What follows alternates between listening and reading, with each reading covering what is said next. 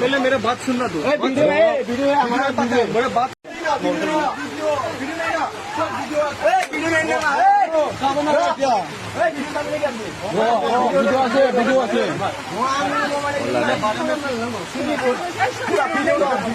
पहले मेरा बात सुनना तू। वीडियो है हमारा मेरा बात सुनना पहले।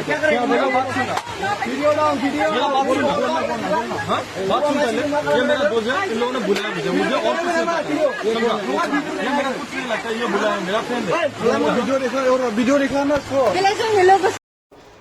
सल'खौबो जोंनि बर' लाइमोन सिख्लाफोरा लोगोफोर मा जानो हमलांखो ओजा खोनायो ओजा गलाङो मा बुंबावो लोगोफोर